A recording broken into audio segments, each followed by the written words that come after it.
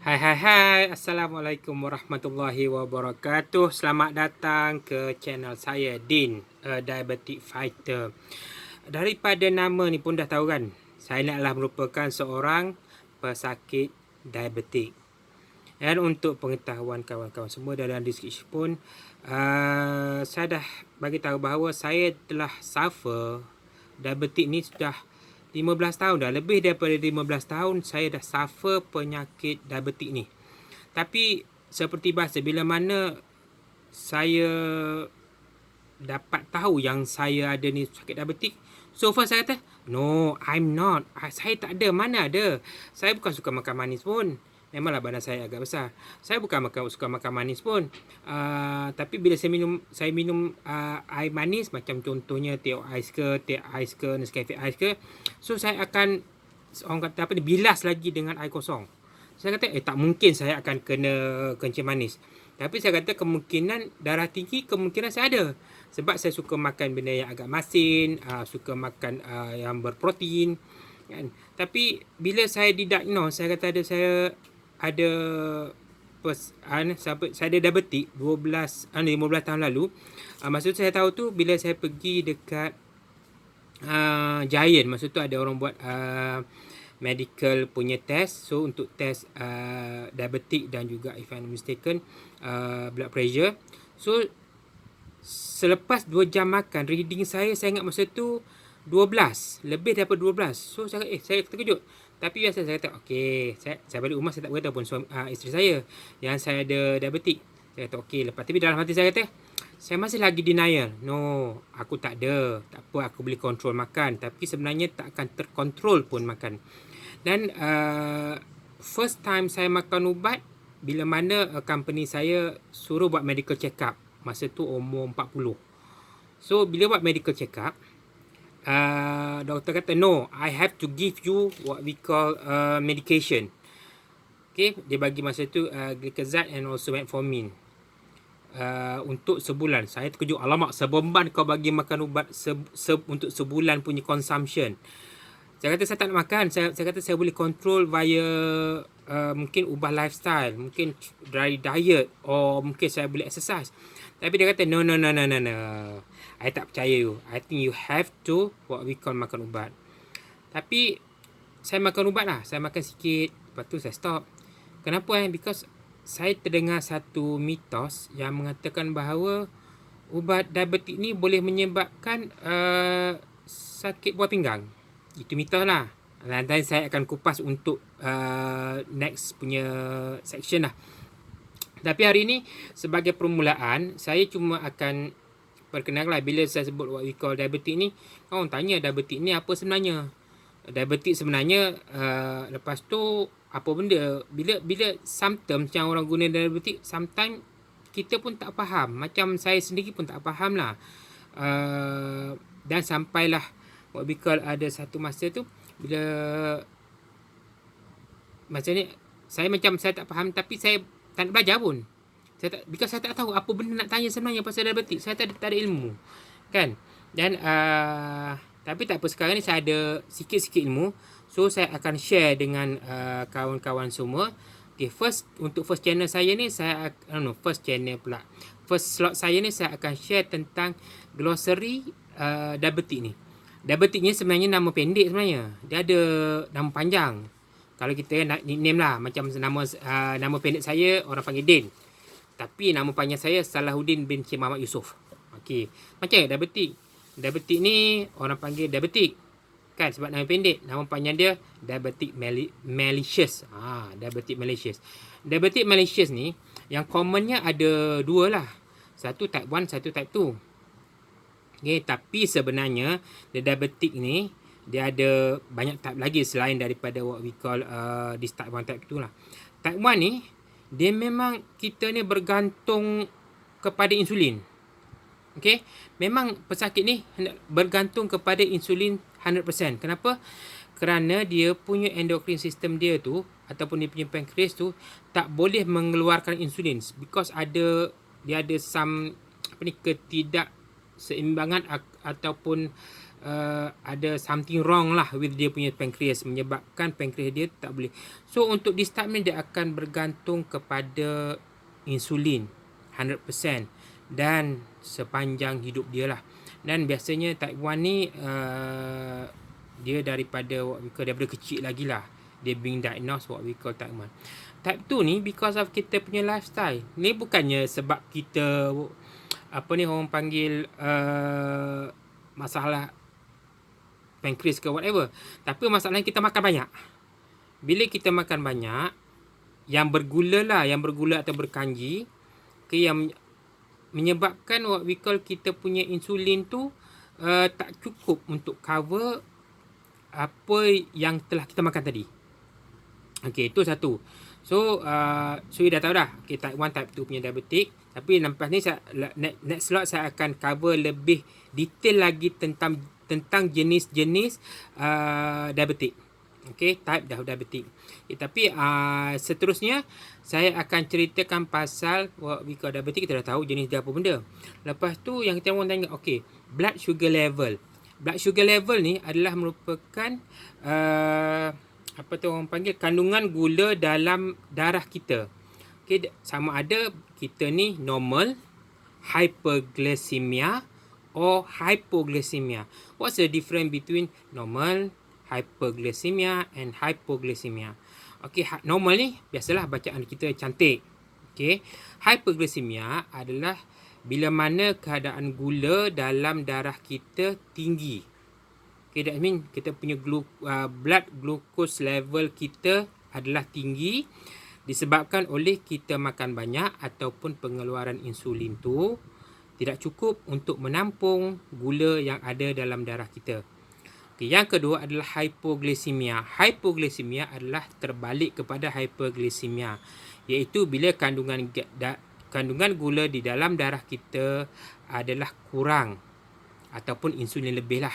So dia ada way around dan daripada hyperglycemia tadi. Okey. Yang kedua. Okey, seterusnya apa itu FBS? Orang sebut FBS.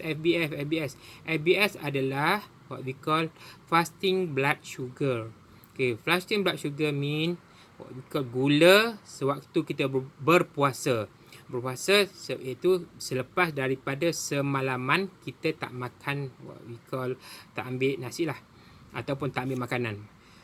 So normally doktor akan check. Dia kata okey, kalau ada appointment dengan doktor, dia kata okey, bila appointment, okey, malam jangan makan daripada pukul sekurang-kurangnya 12 jam untuk, atau 12 jam atau 8 jam lah.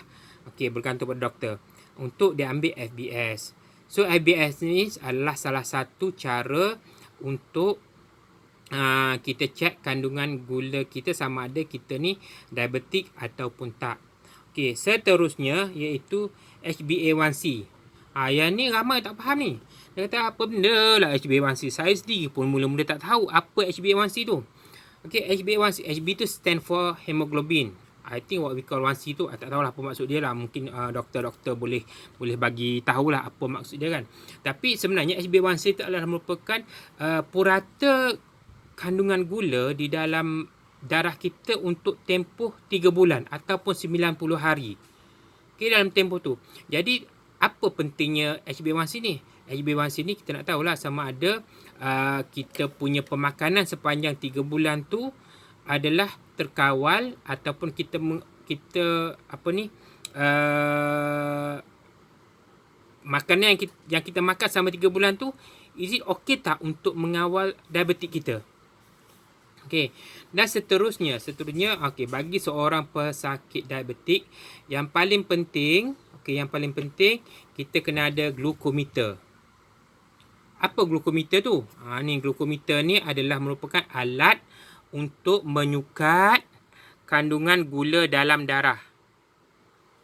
Okey, dan bagi setiap orang yang telah ada penyakit diabetik, glukometer adalah benda yang paling penting dan mesti ada. Kita tak boleh agak-agak, aku punya gula cantik tak? Aku beri gula cantik tak? Lepas aku makan ni, okey, gula aku cantik tak? No, tak boleh. Kita tak boleh agak macam tu kecuali dengan glukometer. Dan macam mana nak guna glukometer ni? Nanti saya akan just sekejap je lagi. Okey, lepas glukometer ni dah ada dia punya, kalau setakat glukometer ni tak guna pun. Kan?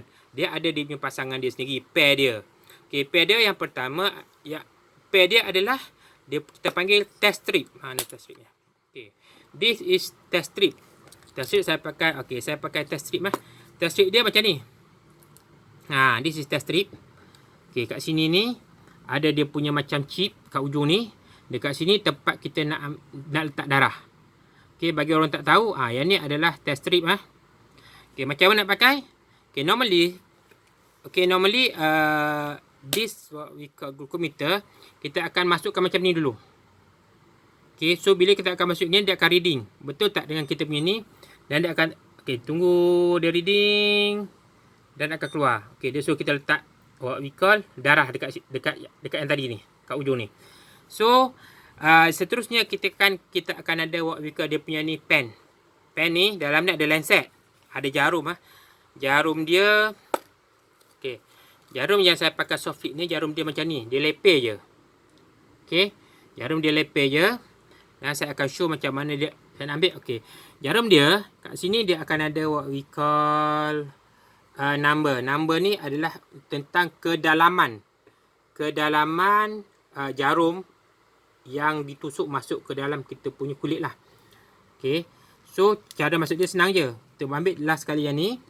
Okey, ni dah ada jarum. So kita keluarkan jarum macam ni. Kalau ni nak keluarkan, kalau nak masukkan, just masukkan macam ni je. Dan kita push. Dan kita masukkan balik.